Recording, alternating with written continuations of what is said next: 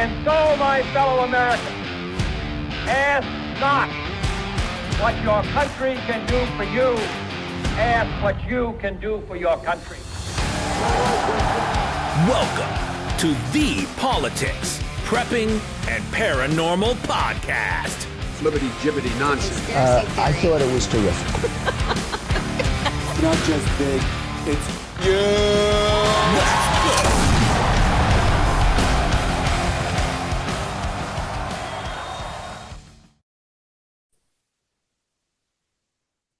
Welcome, and thanks for watching and listening to the Politics, Prepping, and Paranormal Podcast.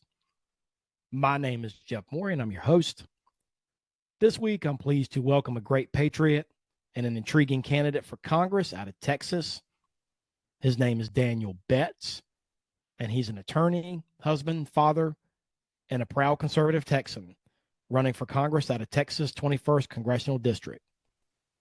Some of the upcoming races in Texas are fascinating, and Texas 21 is no exception. So I'm looking forward to chatting with Daniel about all things Texas and what he brings to the table for not only his district, but for our country as a whole. Hi, I'm Daniel Betts. I'm a husband, a father, and a resident of Texas's Hill Country for over 18 years. I'm running for Congress because it's time to bring common sense back, to protect our water, defend our rights, and get the government out of our way. I'm Daniel Betts, and I'll always put Texas first. Join me in building a freer, stronger Hill Country.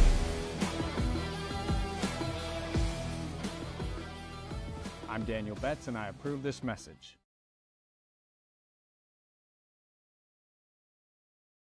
All right, at this time, I want to welcome my guest this week, Daniel Betts, to the show.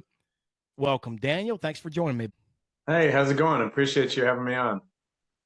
Before we dive into your race and talk Texas, Trump, tariffs, and more, could you tell us about your background and what made you decide to get into politics? Yeah, sure. So I've got a little bit of an eclectic background. I was educated as an organic chemist at the University of Chicago. And then I came down here to Central Texas, where I've lived for the past 18 years. And I've been a trial attorney here. I've been a criminal defense attorney. So I've had over 50 jury trials under my belt. I'm just 40 years old, so pretty prolific in that regard. And those are jury trials tried to verdict as a first chair. So I have a problem solving history. And that means everywhere I've been, it's been in a difficult environment, problem solving. And that's what I want to take to Congress. And so, why did I get involved? I got involved for two reasons. One, I got three young boys, and their future depends on the success of an America First agenda. It's just as simple as that. And the second reason is that I believe that yours and my lives are overregulated by the federal government. And I want to loosen the stranglehold of federal overreach that's choking you, me, and our businesses.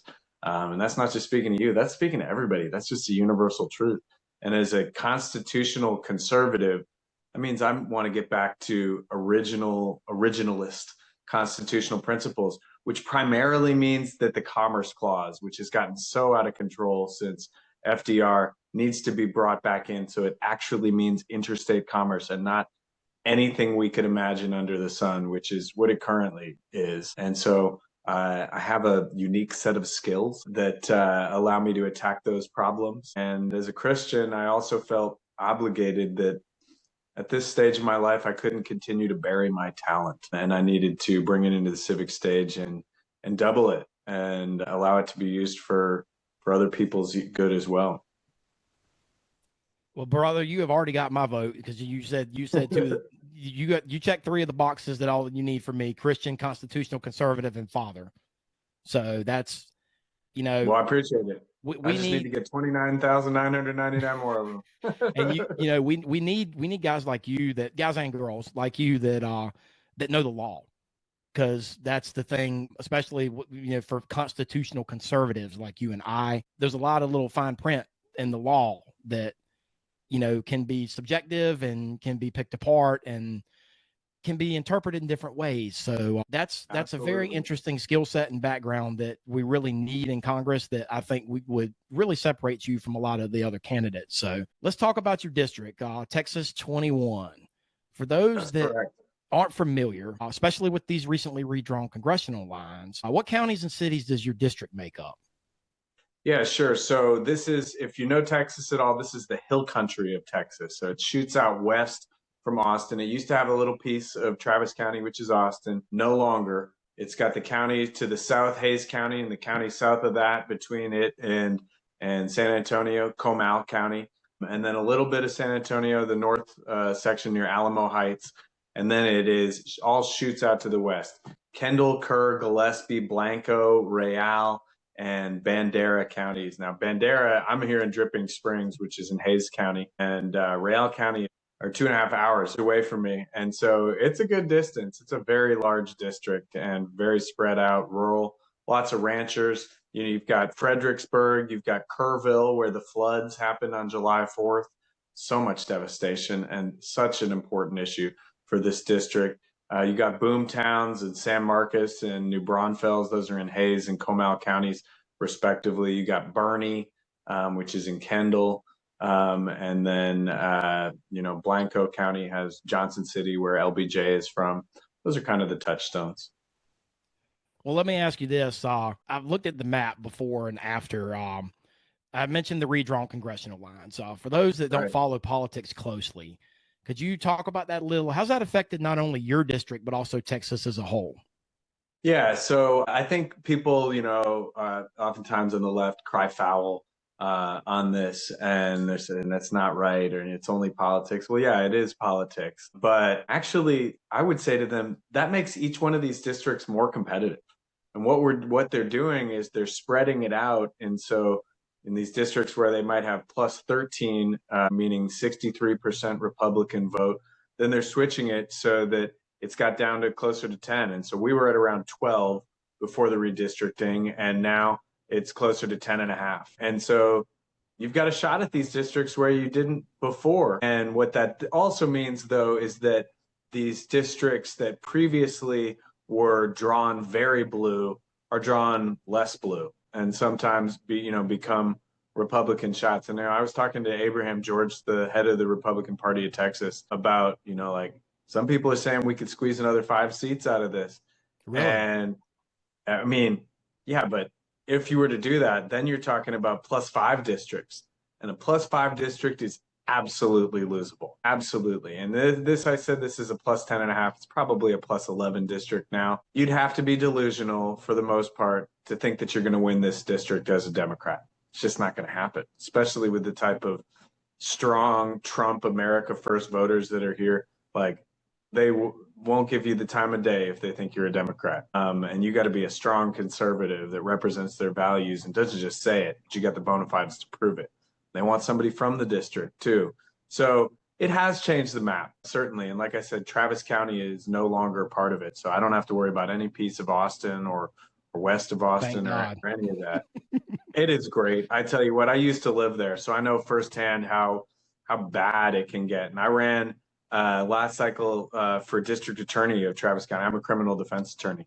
And even as a criminal defense attorney, I was looking around and saying, like, is nobody going to really stand up to this insanity with this Soros district attorney that they've got here?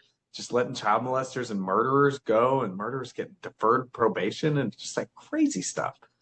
Cases they could prove. And I was watching the destruction of my profession because I rely on having an opponent. I didn't have an opponent, and they lost centuries of institutional knowledge there. So yeah, that's all just to say Austin is a mess, an absolute mess. And I was very happy to get out of there and to get back to my people. And the Hill Country is that. Some of them hold it against me for being in Dripping Springs. They're like, that's too close to Austin. But I tell you, we're out here north of Dripping Springs on 5 acres, and you can see the Milky Way out here. It's a beautiful thing. I love this place. What's your thoughts as far as the national stage with all this congressional map redrawing? This well documented the battle between Greg Abbott and Gavin Newsom. What do you see as the national implications long term for all this? Well, I guess you're a I good think person to ask this, being an attorney and your background. You probably have a little bit maybe. more knowledge about this than the average layperson. So It could be, but I try to stay in my lane for the most part. Attorneys get in trouble when they, go outside. But I I'll understand. jump out a little. You asked me to. I think if you look historically at what Democrats have done in Illinois and New York and California, that they've already done the gerrymandering there, and so they're getting upset about the thing that they already did. And so, for the most part, these threats of "we're going to go do it too." Well, it's the same game there as it is here. It's not like you can just get rid of voters. They're still there. And so you have to draw your districts more competitively if you want to make them red districts. And oftentimes the reason that you have these, like if you're in a red state where you have these super blue districts, is just to be like, all right, we'll get all of the Democrat voters out in as few districts as we possibly can rather than spread them out. But so in California now, especially, they're wanting to spread them out. I don't know when the inflection point is going to be for California, but they have just been through so very much. And, I'm not a conspiratorial guy, but when you look at you are. Yes. Well, I have a little bit. The more and more I talk to people in the field, I'll tell you, like people are starting to convince me about geoengineering. I'll tell you that. And, buddy, don't get me. We don't have enough time for okay, this. cool. We won't do that then. But the election, the 2020 election, did you know 94.1% of registered voters voted in that election? And I don't know if you've been to the grocery store, you'd look around at your they don't know when election day is. That didn't happen. And so, Gavin Newsom got a win in California.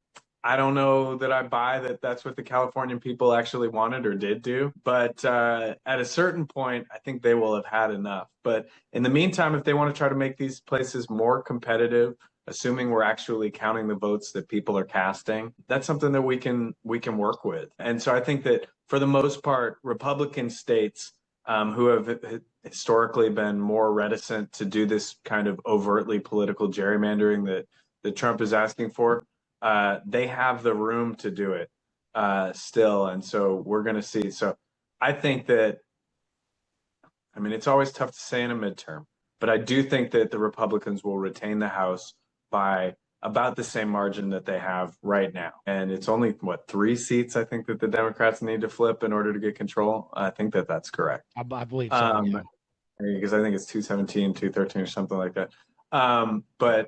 So it's going to be close. It's going to be a fun one to watch. I'm keeping my eye on my own paper here. And in this race in Texas, we got an early primary March 3rd and then a runoff May 26th. And so this race will be won by the end of May. Hopefully we'll be able to focus our resources on some of these other battleground states where we're going to be doing our best to maintain that Republican advantage.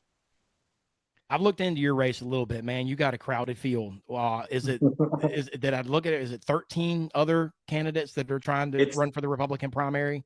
It's true. It's 13 of varying degrees of seriousness, certainly. And there's nothing that could stop, any citizen of Texas to say, I'm running for District 21. Right. And people would say, oh, you're on the list now. You don't have to pay any money. You have to file an FEC report. That's true. And you're supposed to file that FEC report when you've at a minimum, when you've either spent or raised $5,000. So you put $5,000 of your own money in, well, you're in it. But I think a lot of people will decide whether or not they're serious. Some of these candidates I'm on the road. I don't know how I'm still able to do my practice at all. I'm ever thankful for my partner who picks up a lot of slack for me and for my staff. But I left the house at 5:45 this morning and I got back just before, we're filming now. And I don't know when this airs, but, before 8 p.m. just now. And that's kind of an early day for getting back. And some of these candidates I see at these events, they'll be there and then they'll leave before they have an opportunity to talk. And you can tell that their heart's not in it.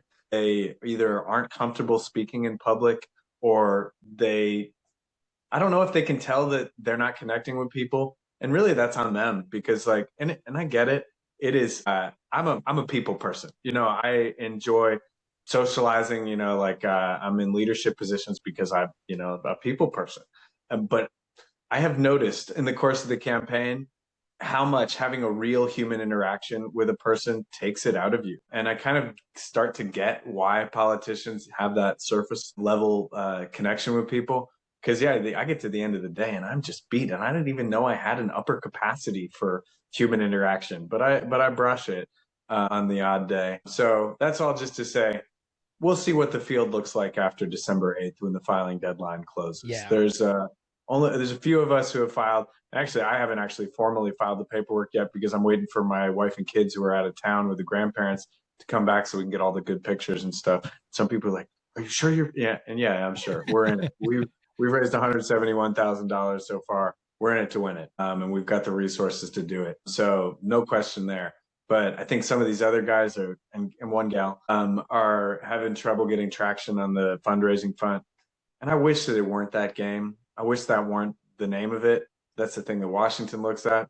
And even if it weren't the thing that Washington looks at, it's the thing that moves the needle, because you got to get out and you got to talk to these, almost 500,000 actual voters kind of deal, depending on who shows up. And that's a lot of contacts to make in the course of now less than 120 days.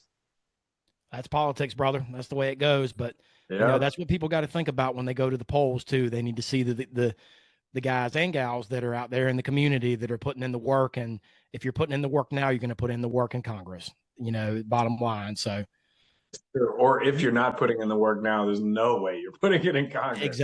Exactly. So, that's the thing that people need to take into consideration, not just your principles, your values, what your platform is, what you're running for. You got to take into consideration what kind of work you're putting into it. So you mentioned a little while ago the flooding in part of your district. What are some of the other challenges that you're dealing with in your district, and some things you want to address? So a big one, the flooding, I don't want to give the flooding short shrift, because what happened in Kerrville, right. It's tough to really, it's not easy to say. 135 lives were lost in that flood that we know of. And that's a number, but then these are small communities. So everyone has at least one person that they knew that they were closely connected to that was touched by that horrible tragedy. And there were a lot of breakdowns that happened to get there. And a lot of people in the district think geoengineering had something to do with it too. Definitely.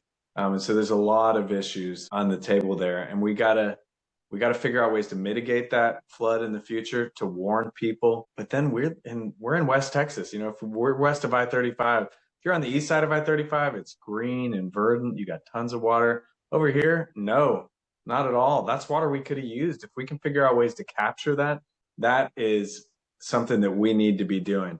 Now, as a constitutional conservative, I have to try to stay in my lane, because water is a local issue. And so I want to find ways that we can get the feds out of being involved in that. But sometimes with some relation to this, there does need to be emergency dollars that are spent to help communities like that. And it's a limited thing, but I also want power exists because of the relationships between people. It doesn't just come from nowhere. And so when you get the federal government out of it, it comes back naturally to the states.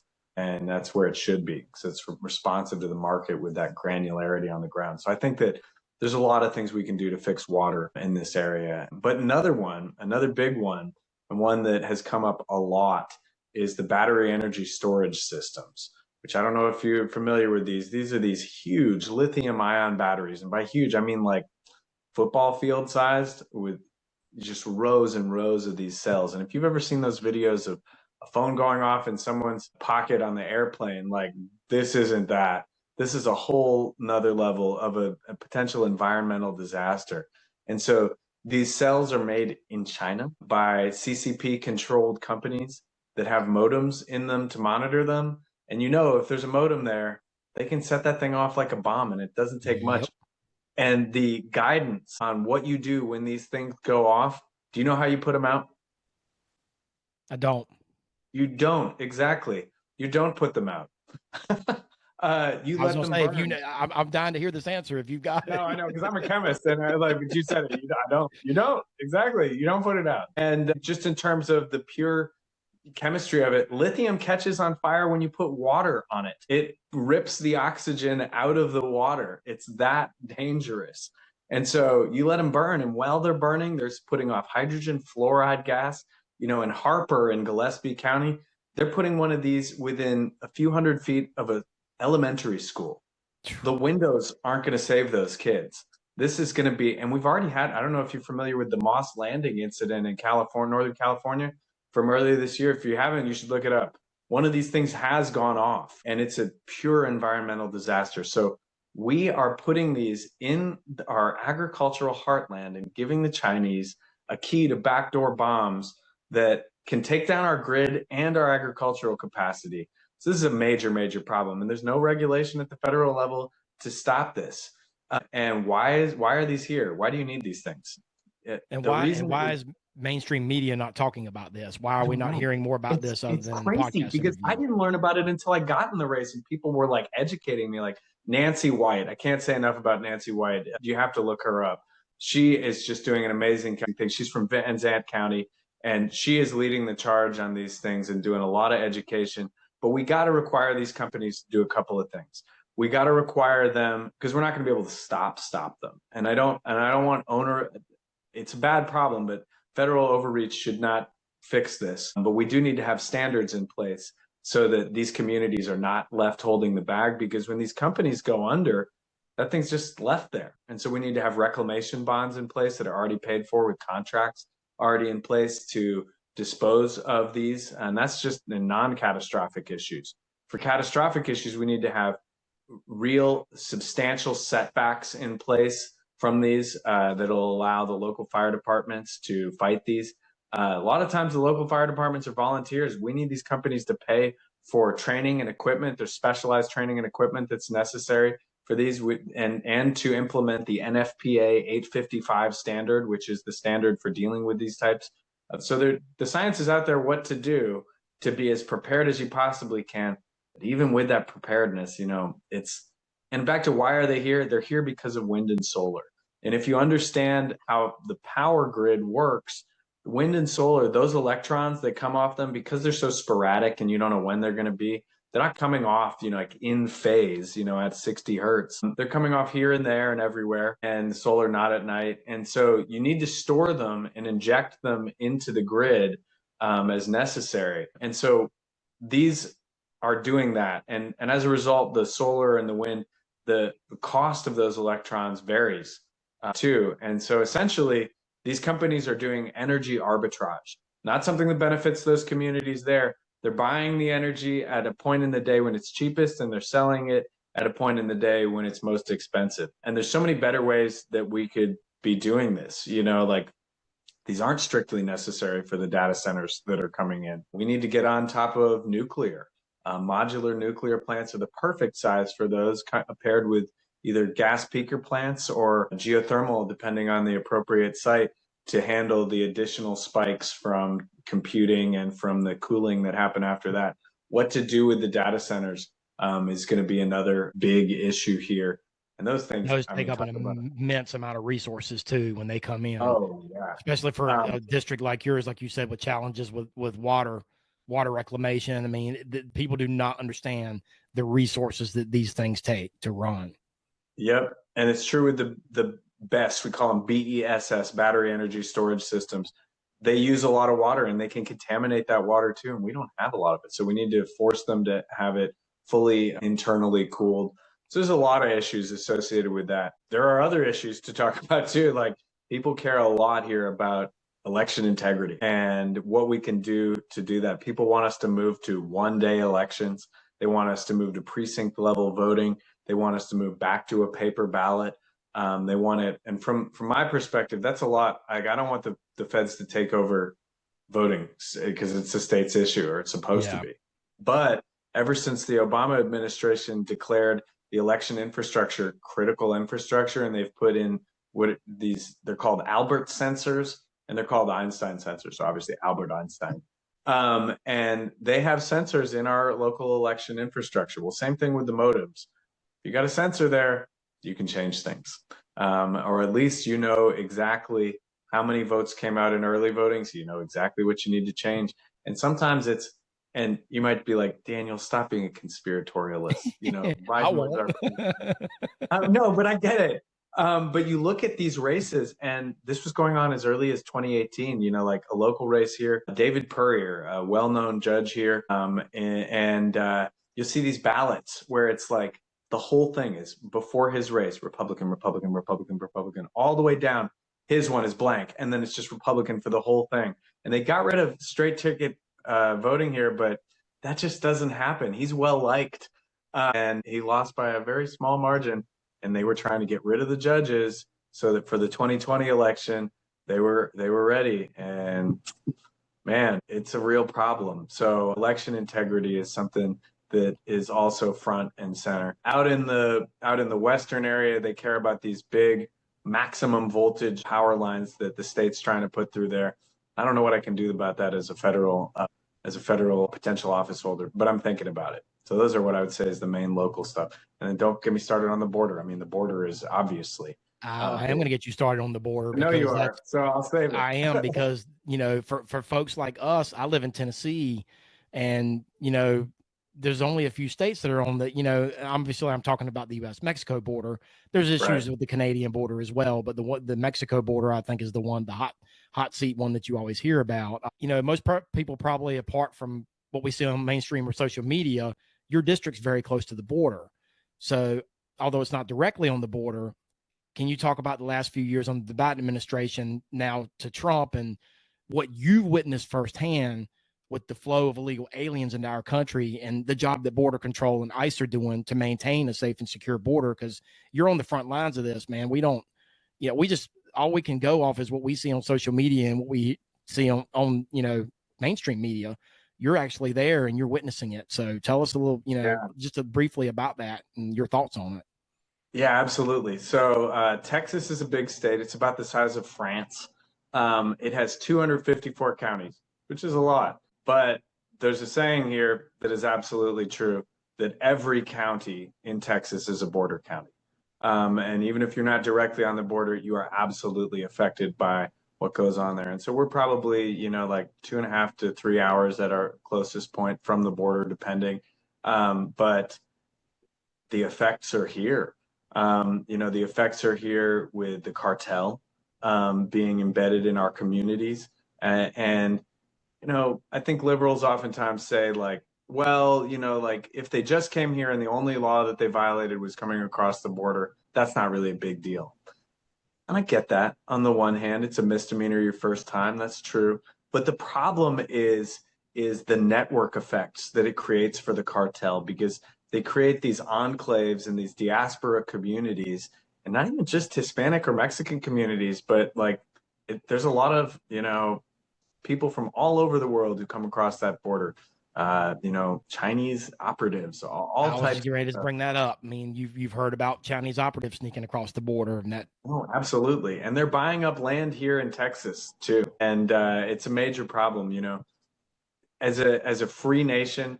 Oftentimes the thing that makes us most vulnerable is our freedom. So you have to be very careful not to be willing to sacrifice your freedom for a little security. I think Benjamin Franklin said that. And so it's a challenge. But the border under Biden, I mean, it was insane. As a criminal defense attorney who gets assigned to clients involuntarily, I'd see tons of illegal immigrants in our criminal justice system. And it's the same problems. It's DWIs, it's child sexual assault, which appears to be a culture-bound syndrome down there. And I don't think anybody really wants to talk about that. But in the quiet conversations that I have with people who are from there, they'll say, yeah, it is. And the way that they treat women there, with the disappearings and all this other, we don't want that here. We don't want that brought here, but it is coming here. And under the Biden administration, it didn't feel like, we were being led by an auto pen, and it felt like that, but worse, because they were, you see the picture. I was just on X the other day. You saw the picture of Texas puts up razor wire, and then they get a forklift. The feds get a forklift under Biden to raise the razor wire, and people just coming in. That's insane. And so Trump has done an amazing job of effectively closing the border. Now, do I think that means zero crossings? No, I don't. It means, if we're having near zero apprehensions, there are some gotaways.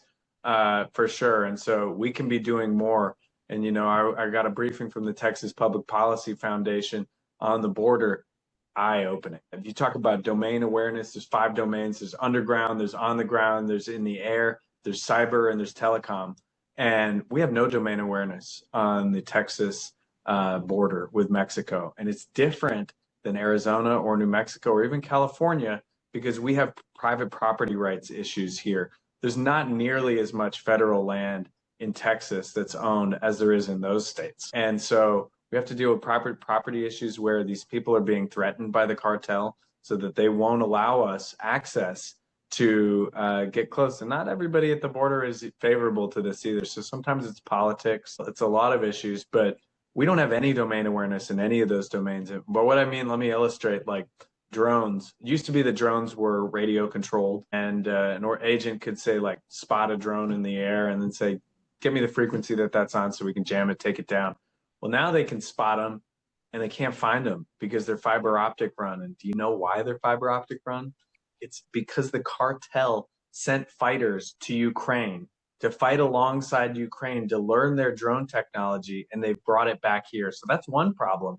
But now they have so many drones in the air at the border that they're denying us access to put our birds in the air. And so we can't put helicopters in the air there or a small aircraft because there's so many drones there that it could take the thing down. And so we have been invaded. And so Trump is doing an absolutely great job.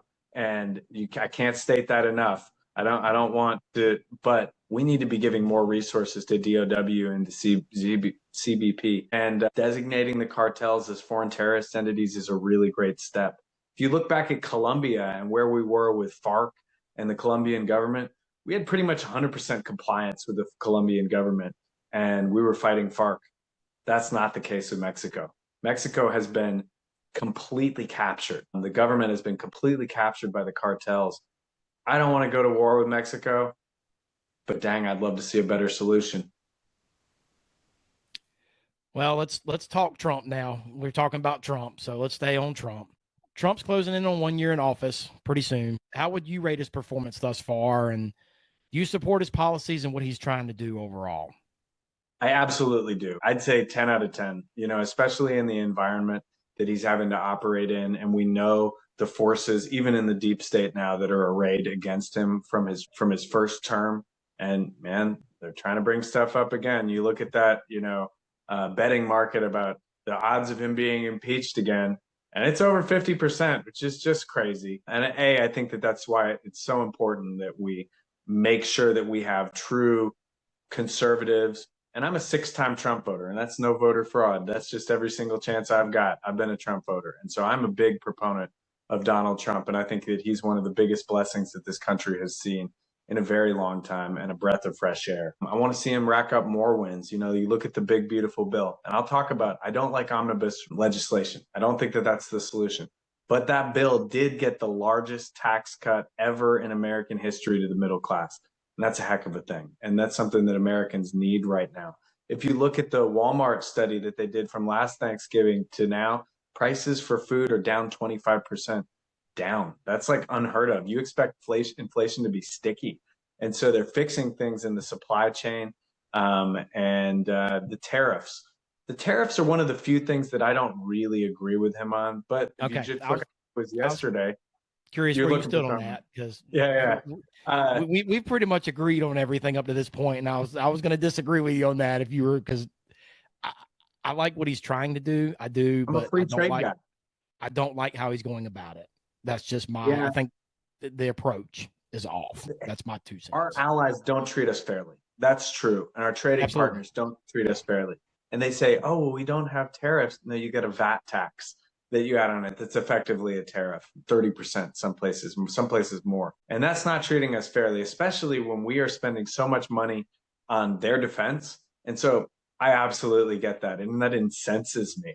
That's a major problem. And I want to get to fair trade. I think fair trade is absolutely the way. And then there are some few areas where I say, yeah, tariffs I think are necessary. Like in the Southeast Asian seafood market, where they're using literal slave labor there to bring us our seafood.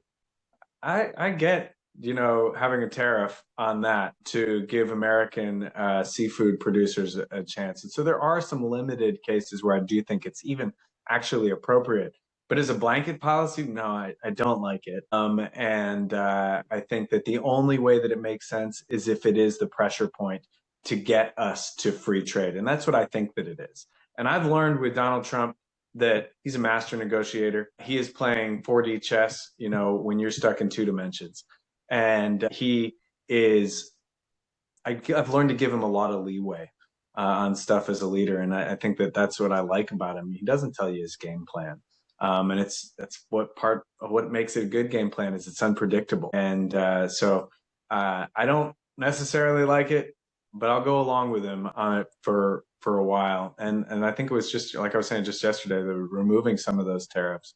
Slowly, but back to chess, I do play chess, and I'm not a grandmaster or anything, but I like to play an attritive game, meaning that if I'm up a pawn, even just a pawn, I'm happy to trade my bishop for your bishop, my knight for your knight, my rook for your rook, all the way down until the only thing I've got left is a pawn and you've got nothing. And that's really where we're at. We are up so much more than a pawn as a nation on these other nations, so much more. And so if they want to go tit for tat, well, then we can do that because every time they lose it, it's a much higher percentage of their material than it is ours. So I get that too. It's painful for me. It's painful for you. It's painful for the country in the meantime, because we are the ones who are paying it. Ultimately, it's a tax. And I can tell you firsthand, because when I'm not podcasting, this is just my fun / side hustle per se.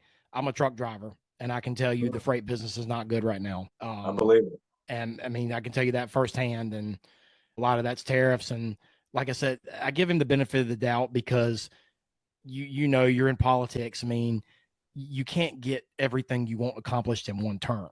So, Trump with everything, Operation Warp Speed, he's trying to get everything done in one term, and it's just not going to happen. You just don't have enough time. Again, I always go back. I get what he's doing. I get why he's doing it. I just don't like the approach. I think, especially with China, yes, we should. China needs to pay their fair price. They have been screwing us for years, but saying our stuff isn't safe or help. I mean, nonsense. All types of ways that they play games with us. Yeah, China's the second largest economy in the world. I mean, we're trying to play chicken with them. They can play chicken. That's the problem. And he's made some progress in the last few weeks. I've heard some good news. We're making some progress on that front, but there's a few things that I voted Trump every time, man, across the board. But I'm a realist. I'm a constitutional conservative. I call it how I see it. There's a lot of things he does that I don't like, and I don't like. This, you may not want to talk about this. This is the big hot button topic these days. But the Epstein files, I don't necessarily think he's involved in it, but I don't think he is. God, just come out and say it, Donald. Why are you being? I don't know. I think that it's really silly. There's all types of salacious allegations that they are happy. You go look back at the Steele dossier. They'll make anything up, and then they'll put it in a dossier, and they'll say, "Oh, look at this." And do I think that Epstein wasn't trying to create leverage that didn't actually exist?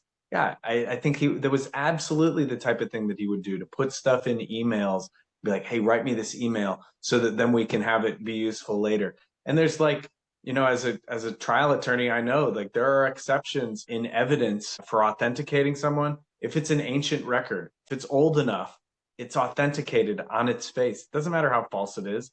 And people know this.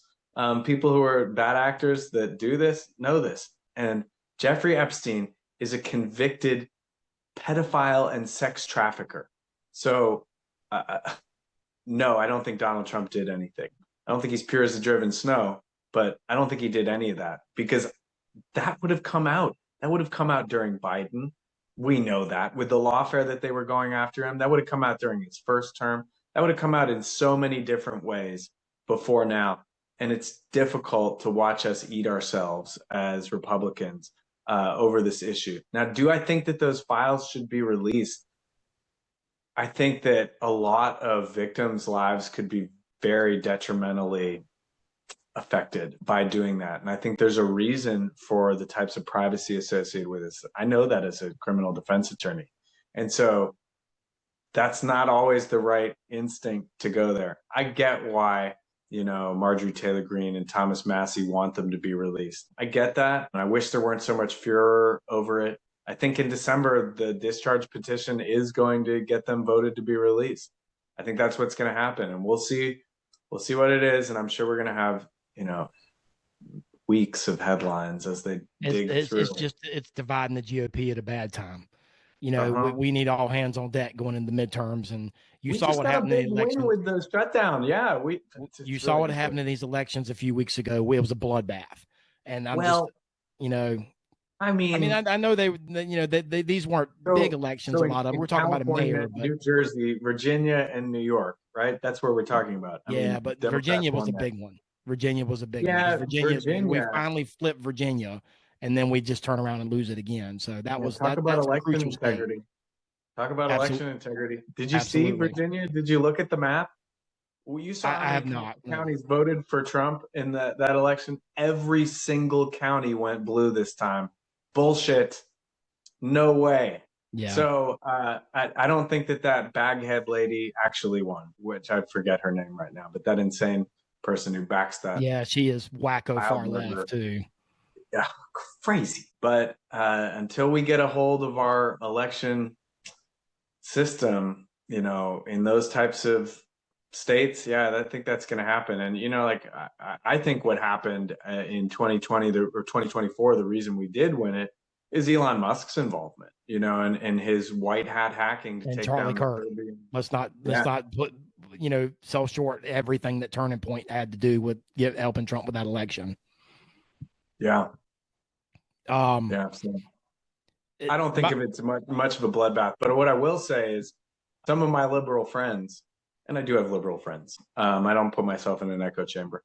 That's right, because we're Christians first and foremost, and I will have anybody on this show to talk about. I've welcomed some Democrats, and they've turned me down because they can't have an honest, just straightforward conversation.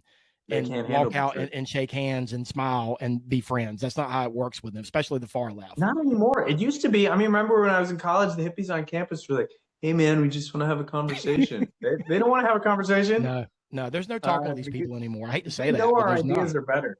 I think that's what it comes down to. It's different. That's for sure. But so my liberal friends are kind of a little bit worried.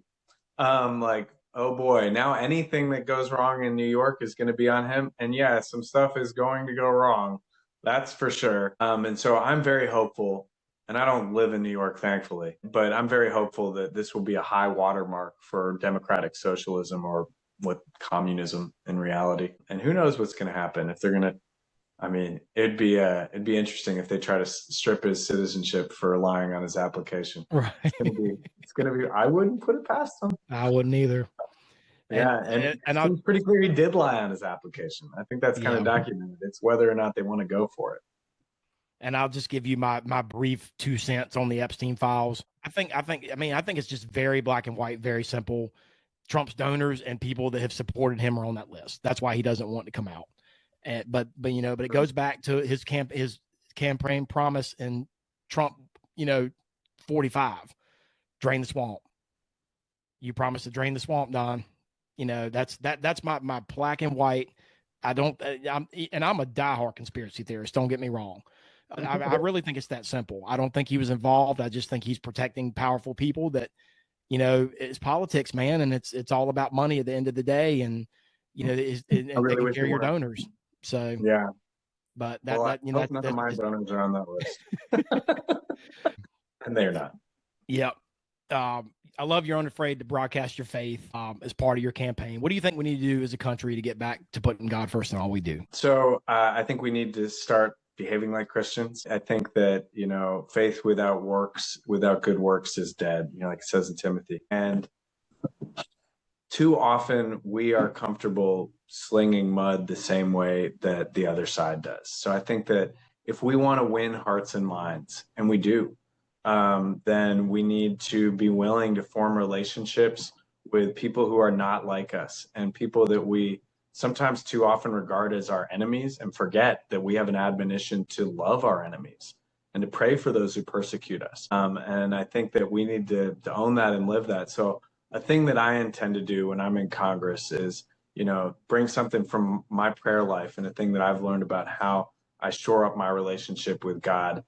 And when you're a little kid, you learn to pray like, please give me this, and maybe a little bit of thank you for that. But there's 4 things. There's adoration, contrition, thankfulness, and supplication. So those are, I love you, thank you, I'm sorry, and please forgive me. Those are the 4 things that you say to a person to shore up your relationship with them. Doesn't matter how bad that relationship is. That's a powerful thing. And so I want to go do that with all those Democrats. And it's not weakness. It's a little vulnerability, but that's because I want to negotiate. I don't want to compromise. I want to negotiate on our behalf. And you have to have some type of relational capital in order to do that, some type of trust. And so I think that, you don't evangelize people by getting in their face and saying, do you know Jesus Christ? It just doesn't work that way. People don't care what you think until they think that you care. And so we need to show that more. I think we need to live it. And I think once we start doing that, people will be much more inclined to listen to what we have to say.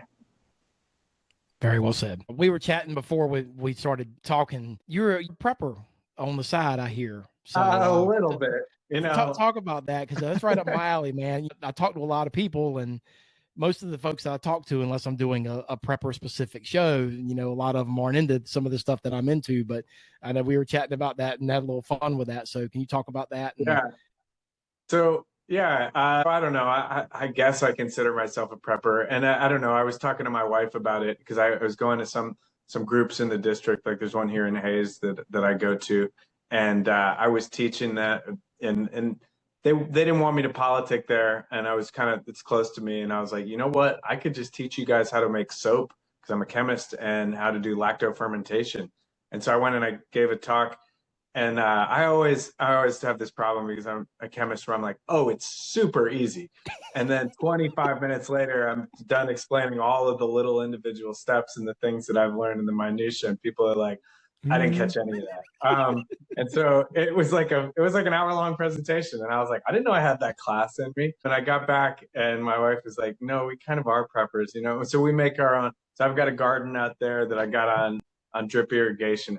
So thankful I got it on drip irrigation this year because I've had so little time. I still got okra coming out of it. It's November. But so we do lacto fermentation. We pickle our okra, pickle cucumbers out of there, pickles, which I have to say to people, if you want to start in lacto fermentation, that type of thing, don't start with cucumber pickles. They are absolutely the most difficult one to do. And I didn't realize that at first. But if we had a lot of time, I'd give you all my tips. But so I make my own sauerkraut. So here's one I was actually just jarring up this evening. So this is lacto fermented sauerkraut. Somebody was telling me they sell a jar like this for like $15 at the farmer's market, and I just did up 25 pounds of it from cabbage I picked up for $2 a pound. So you can do the math on that. This will produce about 14 cans. So if I don't make it in Congress, maybe I'll just start making sauerkraut. But then I do my soap making too. So I got some of my rough cut soap. And so this is just, there's so many opportunities for it to just be more prepared. Like that soap, I remember when I first started doing soap, I'd buy all my oils and stuff. But no, that soap that I just showed you, that's just made from my leftover bacon and beef fat that I just save. And I save it until I have enough. And then I wash it, like boil it with water to get all the impurities out, let it solidify again, and then just make it into soap. So I've got, I don't know how many years supply of soap sitting in my closet. We make our own yogurt, make sourdough. Oh man, I'm sure I'm forgetting something. There's all different types of stuff. We've got a dehydrator. We're always making, canning, all that type of stuff. So it's really stuff like that I like to focus on. Self-sufficiency. It's like a Republican thing, right? And especially out here in the middle of Texas. Outside hill country, man. That's a necessity out there. Absolutely. For when the shit hits the fan, we'll be ready. And then we store water, stuff like that. I got to get some iodine tablets. That's some place where I know I'm falling down on the No, job. you can get them anywhere. They're on Amazon or just about anywhere. I've got a big supply of them. Well, let me ask you, man, is there like a Jekyll and Hyde, Daniel? Because You look like a different person with your mustache. Oh, How's your right. wife? What is Yeah. your wife's opinion? Yeah, what's your wife's opinion on the stash? Does she like it, or is it? Well, when I ran for district attorney, for 10 years before I ran for district attorney, I had a full beard, like a full beard. And so then I had to kind of get more respectable for that. But that was in Austin, and I could have that, trucker, firefighter stash. But people say I didn't look congressional. And so the reason I got rid of it, I listened to my constituents. There you go, right? My wife was not pleased at first. She's gotten used to it. My 8-year-old, he broke down crying. I didn't even realize how big a deal it would be for him. He was like, "What? When you got rid of it, or that's a big part of how I recognize you?" I was like, "Oh man, buddy, I'm so sorry." So it's been an adjustment period, and apparently I look like a baby. I'm 40 years old. Apparently I look like a baby. It probably doesn't help that I'm bald, but so we're going with I can grow it back really quickly, if I needed to. This is like a day, and so, but you got to look the part, right? I think that could be your your thing in Congress, like when the Dems piss you off, like you could be like the Hulk, like your mustache starts growing out and it gets bigger and bigger. That could be your whole little thing. So one of my friends who does marketing was saying we need to do like do you know the Burma shave commercials? Do you remember those? I think so. Yeah, I believe so. Yeah, right. I'm not old enough to remember, but like these different signs down the road, and she's like, we got to do one of you like now without your mustache, and then with your mustache, then with the full beard, and then like a picture of Harry and the Hendersons. You don't know what it'll turn into or something. It's not a fully baked idea yet, but there's a lot of fun we could have with it for sure. I love it. You look so different, man. I just thought I saw some of your campaign pictures and I was just like, man, is this the same guy that I'm talking to tonight? Yep, so, yeah. What do you like to do before I let you go, man? What do you like to do in your spare time with your family and everything? Well, like I said, I garden. I'm a bit of an amateur botanist myself. I've got 2 greenhouses out back as well as the garden. A lot of cool tropical plants. I like to grow cactuses. I got a pet pot-bellied pig named Winston after Winston Churchill. He hangs out with us. We got 3 cats. I wasn't supposed to get 3 cats. I was only supposed to get 1 or maybe 2. But sometimes I can be a bit of a softie, and they were all siblings, and I couldn't not adopt them. So we got 3 cats now. So that's you got to have one for each kid, right? Kind of a disaster. Yeah, exactly. And in my spare time, of which I have none now, I like to sing karaoke when I get the chance. That's always a fun one. And nice. What genre? A little bit all over the place. I like some country. Like the one I've been singing. I've even gotten the chance to out on the campaign trail a little. And anytime there's going to be some meet and greet, and they're like, "Oh, and then we do karaoke afterwards." I'm like, "We're doing that day," and I'm going to stick around. I've been doing Toby Keith's "Angry American." You know that one? I do. I love Toby Keith. He's one of the great the Red, White, and Blue. Oh man, it's a good one. It gets people fired up. And it's right in my range, and I can make my voice sound like Toby Keith for that one really good. But I got some range, sometimes it's fun to do Phantom of the Opera, and do some, so it's fun. I like all music, but I'm a country rock guy. My Skillet's probably my rock band. I love some Skillet. Another one I really like to do is Alan Jackson's Midnight in Montgomery.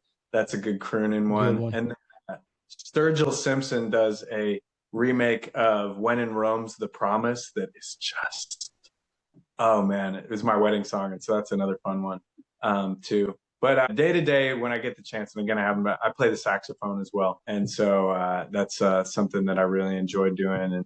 And I'm not an expert by any means, but when you're a singer, like the saxophone's easy to pick up. It's the same pipes.